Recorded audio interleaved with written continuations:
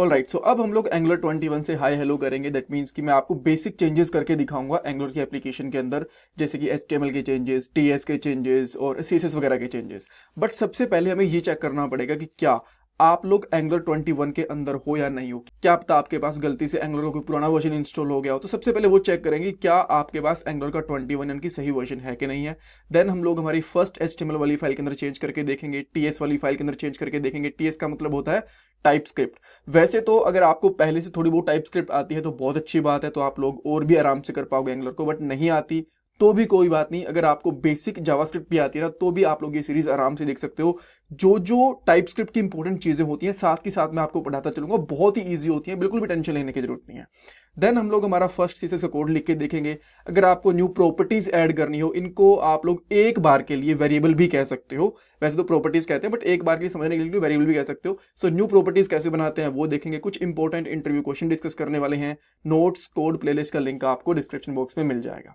आजकल एक अच्छी जॉब मिलना बहुत मुश्किल हो चुका है। एक जॉब के लिए 10,000 से भी ज्यादा कैंडिडेट्स अप्लाई करते हैं। बट अगर आप भी जॉब सर्च कर रहे हो तो इसके लिए मैं आपको एक सोल्यूशन दे सकता हूँ। शार्पनर टेक आपके लिए एक जॉब रेडी ट्रेनिंग प्रोग्राम लेके आया है। इसके अंदर आपको बेसिक से लेकर एडवांस तक ट्रेनिंग मिलेगी, प्रोजेक्ट्स करने को मिलेंगे, मॉक इंटरव्यूज, रिज्यूमे में हेल्प, बहुत कुछ मिलेगा। और उसके बाद आपका कंपनीज में इंटरव्यूज भी करवाया जाएगा। और सबसे सही चीज ये है कि आपको पेमेंट जॉब लगने के बाद करनी है। और अगर आपकी जॉब कहीं और से लगती है तो आपको पेमेंट करने की जरूरत भी नहीं है। सो डिस्क्रिप्शन बॉक्स में मैंने लिंक प्रोवाइड करवा दिया है, वहां पे आपको नाम और आपका नंबर ऐड करना है। देन हमारी तरफ से आपको कॉल आएगा और बाकी की डिटेल्स आप वहां पे पूछ सकते हो। So check out the description box. So अब देखते हैं कि क्या हम लोग सही में एंगुलर 21 ही यूज करने के नहीं कर रहे हैं। और ये आप कैसे चेक कर सकते हो, आपके प्रोजेक्ट के अंदर एक फाइल मिलेगी package.json, ये आपको ओपन करनी है और यहाँ पे ना थोड़ा स्क्रॉल डाउन करना है आपको और यहाँ पे चेक करो angular common, compiler, core, forms, ये सारी चीजें आपकी 21 या फिर उससे अबव होनी चाहिए। अगर यहाँ पे 19 है, 20 है, दैट मीन्स आपके पास किसी वजह से पुराना वर्जन एंगुलर का इंस्टॉल हो गया, तो आपको एंगुलर CLI प्रॉपरली दोबारा से इंस्टॉल करनी पड़ेगी। जब आपका एंगुलर CLI का वर्जन 21 होगा तो आपके पास एंगुलर का वर्जन भी 21 ऑटोमेटिकली हो जाएगा। अब एंगुलर CLI कैसे इंस्टॉल करते हैं ये मैं आपको लास्ट वाले पार्ट के अंदर बहुत ही अच्छे से बता चुका हूं। ओके, सो ये तो बात होगी चेक करने की कि हम लोग एंगुलर 21 के अंदर हैं कि नहीं है। अब हम लोग हमारा फर्स्ट HTML वाली फाइल के अंदर चेंज करके देखते हैं। लास्ट पार्ट के अंदर जब हम लोगों ने एप्लीकेशन को रन करा था तो कुछ ऐसा हमारे पास आउटपुट आया था, राइट। बट ये जो कोड है ये कहां पे लिखा हुआ है, एक बार मैंने आपको लास्ट वाले पार्ट के अंदर बता भी दिया था, बट एक बार मैं आपको फिर से बता देता हूं। तो सिंपली आपको आपकी एप्लीकेशन के SRC वाले फोल्डर के अंदर जाना है और यहां पे आपको एक ऐप नाम से फोल्डर मिलेगा। ये बेसिकली एक कंपोनेंट होता है। कंपोनेंट क्या होते हैं, सारी चीजें मैं आपको इस पार्ट के अंदर नहीं बता सकता, धीरे धीरे आपको पता चलेगी। कंपोनेंट के ऊपर एक सेपरेट वीडियो भी आएगी। कंपोनेंट्स काफी इंपॉर्टेंट पार्ट होते हैं एंगुलर का, और एंगुलर का ही नहीं, ये रिएक्ट जेएस के अंदर भी यूज होते हैं। सो इसके ऊपर आपको एक अलग से वीडियो मिलेगी। अभी के लिए बस ये समझ लो कि आपके पास ऐप नाम से एक कंपोनेंट है और जो आपका बेसिक ये वाला कोड है ना, सारा का सारा यहीं पे लिखा हुआ मिलेगा। इसको आप ओपन करो और यहां पे मिलेगा आपको app.html वाली फाइल। अगर आप लोग एंगुलर 19 या फिर कोई पुराना वर्जन देखोगे ना तो आपको यहाँ पे कुछ ऐसा फोल्डर स्ट्रक्चर मिलेगा, app.component.html, app.component.css, app.component.ts, बिकॉज वो हर जगह पे बार बार रिपीट हो रहा था, तो कंपोनेंट वाली चीज हटा दी गई है। अब आपको डायरेक्टली ऐप डॉट और उसकी फाइल का एक्सटेंशन मिलेगा। सो जैसे हम लोग यहाँ पे आते हैं तो बहुत सारा कोड लिखा हुआ है और सेम आपका कोड यहाँ पे विजिबल भी हो रहा है। तो मैं क्या करता हूँ, इसको हटा देता हूँ, पूरे कोड को हटा देता हूँ और यहाँ पे लिखते हैं हम लोग H1 के साथ में हेलो एंगुलर 21 और सेव करोगे तो आपको यहां पे आने के बाद ना रिफ्रेश करने की जरूरत नहीं है ब्राउजर को, ये ऑटोमेटिकली रिफ्रेश हो जाता है। ये एंगुलर के अंदर थोड़ी सी अच्छी चीज है कि आपको बार बार यहां पे आके रिफ्रेश करने की जरूरत नहीं पड़ती। ऑलराइट, सो ये तो हो गया आपका फर्स्ट HTML का चेंज। इसके अंदर कुछ और चीज लिखना चाहो तो वो भी कर सकते हो, जैसे कि एक H2 टैग ले लो और यहां पे लिख दो अनिल सिद्धू, इस तरीके से, ठीक है। बट जब भी आप लोग कोई प्रोजेक्ट बनाते हो ना तो बस आपको HTML में काम नहीं करना होता, आपको टाइपस्क्रिप्ट के साथ भी काम करना होता है। सो यहाँ पे आपको app.ts वाली फाइल भी मिलेगी। इवन मैं आपको पहले ही बता चुका हूँ, जो TS है इसका मतलब होता है टाइपस्क्रिप्ट। एंगुलर के अंदर बाय डिफॉल्ट आपको टाइपस्क्रिप्ट ही मिलेगी, बिकॉज यहाँ पे आपको हर एक चीज का टाइप बताना होता है। अब इस चीज का क्या मतलब है, डोंट वेरी, मैं आपको बताऊंगा, बट एक बार के लिए कुछ बेसिक चीजें समझ लेते हैं। जैसे यहाँ पे टाइटल लिखा हुआ है और यहाँ पे लिखा हुआ है एंगुलर 21 ट्यूट, ठीक है।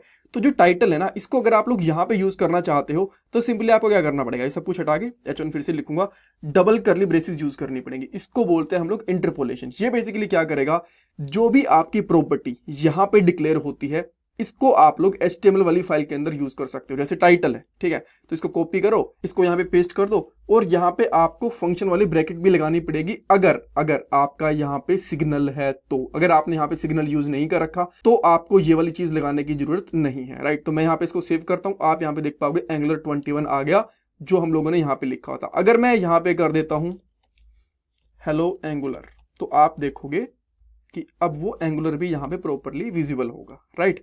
हाँ, अगर आप लोग यहाँ पे सिग्नल यूज नहीं कर रहे हो, अब ये सिग्नल क्या होते हैं, डोंट वेरी, इसके बारे में भी हम लोग बात करेंगे। मान लो आप नॉर्मल चीज यूज कर रहे हो, जैसे मैंने यहाँ पे नेम लगा दिया, ठीक है, नॉर्मल नेम है, और इसके अंदर डाल दिया अनिल सिद्धू, तो आपको यहाँ पे आके इंटरपोलेशन के अंदर नेम लिखना है, और ये जो फंक्शन वाले ब्रेसेस होते हैं इनको यूज करने की जरूरत नहीं है, बस सेव करो, देन आपका यहाँ पे प्रॉपरली काम करेगा, ठीक है। सो इनको हम लोग बोलते हैं प्रॉपर्टी। अगर आपने पहले बेसिक जावास्क्रिप्ट करा है ना, तो हम लोग इस तरीके से बेसिकली वेरिएबल्स को डिक्लेयर करते थे। हम लोग यहाँ पे लेट, देन यहाँ पे कर देते थे नेम या फिर एज, एंड देन इसके अंदर 29 वगैरह 30 वगैरह कुछ भी लिख देते थे, राइट। बट जब हम लोग टाइप स्क्रिप्ट के अंदर क्लासेस का यूज करते हैं, जैसे हम लोगों ने यहाँ पे क्लास यूज कर रखी है, तो इसके अंदर बेसिकली वेरिएबल्स नहीं होते, इसके अंदर होती है प्रॉपर्टीज। और जब प्रॉपर्टीज होती हैं तो आपको यहाँ पे लेट, वेर, कॉन्स्ट यूज करने की जरूरत नहीं होती, इनको आप हटा दो, डायरेक्टली ऐसे ही यूज करना होता है। जैसे अब मैं यहाँ पे एज को यूज करना चाहता हूं यहाँ पे, तो अगेन मैं यहाँ पे H2 ले लूंगा और इस तरीके से एज मैं यहाँ पे लगा दूंगा, देन आपके यहाँ पे एज भी इस तरीके से आ जाएगी। ऑलराइट, सो आपको यहाँ पे बेसिक आइडिया लग गया कि अगर आपको कोई भी प्रॉपर्टी TS वाली फाइल से HTML वाली फाइल के अंदर दिखानी है तो इस तरीके से वो यूज आएगी। नाउ अब आपके पास एक और क्वेश्चन होगा कि यार ये जो चीजें हैं डायरेक्टली यहीं पे लिख लेते हैं ना, जो हम लोगों ने 20 एज लिखी है, नेम लिखा है, ये सारी चीजें यहाँ पे क्यों? देखो अभी के लिए तो हम लोग बहुत ही बेसिक लेवल के ऊपर है। जब आप लोग API कॉल करोगे, आपका डाटा बैकएंड से आएगा, बहुत सारी चीजें होती हैं, तो आप लोग सारी की सारी चीजें यहाँ पे हार्ड कोड नहीं लिख पाओगे, वो डायनेमिक चीजें होंगी, तब आपको यहाँ पे ही डाटा रखना होता है, ठीक है। सो अगर हम लोग रिएक्ट की बात करते हैं तो उसके अंदर क्या होता है, बेसिकली जो HTML वाला पार्ट होता है और जावास्क्रिप्ट वाला पार्ट होता है वो एक ही फाइल के अंदर होता है, बट एंगुलर के अंदर HTML वाला पार्ट अलग होता है और जो जावास्क्रिप्ट यानी कि टाइप स्क्रिप्ट वाला पार्ट होता है वो अलग होता है बेसिकली। और आप इनको इंटरपोलेशन की हेल्प से बाइंड कर सकते हो, यानी कि यहाँ के डाटा को यहाँ भेज सकते हो और यहाँ के डाटा को यहाँ पे भी लेके आ सकते हो, आपको धीरे धीरे पता चलेगा अगेन, ठीक है। सारी चीजें एक पार्ट में नहीं बता सकता। सो ये हमारी बेसिक चीजें हैं। नाउ अब आप ये भी कह सकते हो कि यार ये और भी तो बहुत सारी फाइल्स है ना, इन फाइल का क्या काम है? यहाँ पे angular.json है, package.json है, कॉन्फ़िगरेशन है, बहुत सारी फाइल्स हैं। डोंट वेरी, इन सारी की सारी फाइल का मैं आपको यूज बताऊंगा एक एक कर, बट नेक्स्ट वाले पार्ट के अंदर सारी चीजें एक साथ बताना ठीक भी नहीं है, धीरे धीरे चलेंगे हम लोग, आप लोग आराम से सीखोगे।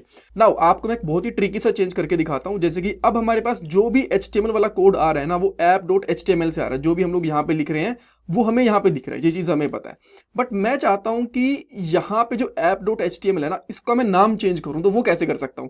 हालांकि ऐसा करते नहीं है, बट फिर भी मैं आपको एक जस्ट ट्रिक के लिए, फन के लिए दिखा रहा हूं चीजें। तो यहाँ पे ऐप वाले फोल्डर के अंदर ही आप लोग कोई भी फाइल बना सकते हो। जैसे मैं इसका नाम रख देता हूँ first.html, ये मैंने इसका नाम रख दिया, ठीक है।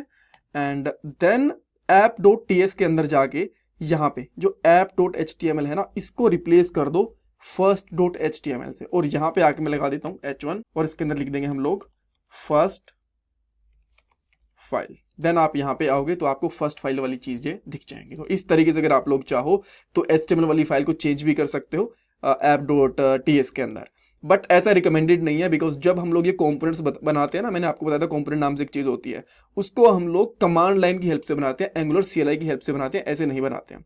सो ये तो बस मैंने एक फन के लिए बता दिया। इसको हम लोग यहाँ से अगेन डिलीट कर देते हैं। सो मैं यहाँ पे कर देता हूँ इसको डिलीट, एंड यहाँ पे हम लोग कर देंगे app.html। देन इसको वापस से आके रिफ्रेश करते हैं, प्रॉपरली चीजें दिख रही हैं।